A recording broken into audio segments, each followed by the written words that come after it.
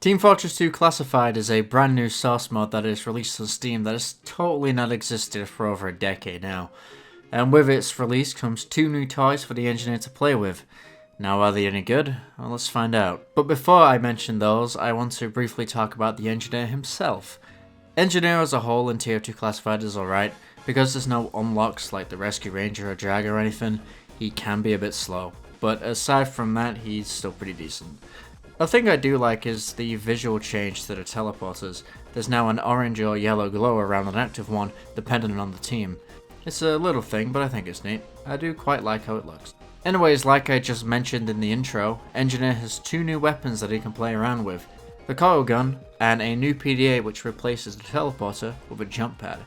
Let's start out with the jump pad, as that's my personal favourite. The jump pad replaces the teleporter, who would have guessed, and as the name suggests, it's a little contraption that boosts anyone up into the air. It sends you quite high up as well. It costs 100 metal to build, just like a dispenser, and the range is quite limited because it's not a teleporter. But on the bright side, you get 2 of them, so that's pretty cool. Oh yeah, anyone who uses the jump pad suffers no fall damage whatsoever. You can also use it as a trampoline. You can use the jump pad to get to places an engineer wouldn't normally be able to get up to, like this spot on Badwater. In the base game, to get up to these spots, you'd need to use the Wrangler to rocket jump up there and then use the Rescue Ranger to haul the sentry up there. The downside to that is that you lose a lot of health in the process. Building a sentry and then a jump pad works out to be about the same amount of metal, but could be even less depending on the level of the sentry, and you also retain full health in the process. I quite like the jump pad and I feel like it works really well, especially in game modes like 5CP. Instead of having to waddle back to spawn to build a teleporter every time the spawn changes, you can just plop down the jump pad instead. It also works for King of the Hill maps where spawn is quite close to the point, and also when you're defending last or defending first. It can also work well for Snow Tower or whatever that map's called, many such cases. I don't have any real criticisms with the jump pad. It's a very good tool, and if I had the choice, I would put it into regular TF2. I honestly quite like it. The only nitpick I have is the voice line. It sounds a bit off, like NG has a bit of a cold or something, but it's a really minuscule thing, and it really doesn't matter. Jump pad coming right up.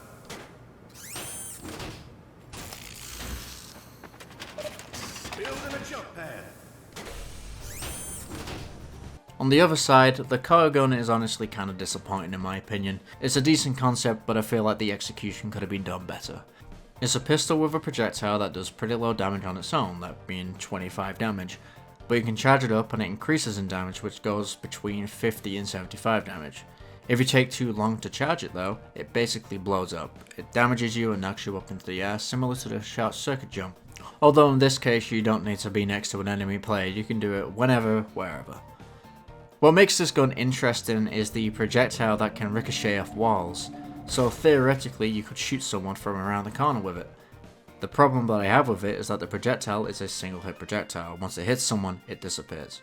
The Coil Gun would be made a lot better if it could penetrate players and maybe even continue bouncing off the walls for a short amount of time. Maybe with a hit limit of 2 or 3 more players. The damage decreases every time it bounces off a wall normally, so it would work. Honestly, that's what I expected it to be. The projectile doesn't really stay for that long either, and the charge time is quite slow. The only upside I can see is that a charged projectile does a decent amount of damage, but the uncharged projectile's damage is very low, and it reloads quite slowly as well. So yeah, in my opinion, the jump pad is pretty good, while the Coil Gun is kinda disappointing. As of this moment, I don't think I'm going to be making any more videos about TF2 Classified, as there really isn't too much to talk about at this moment.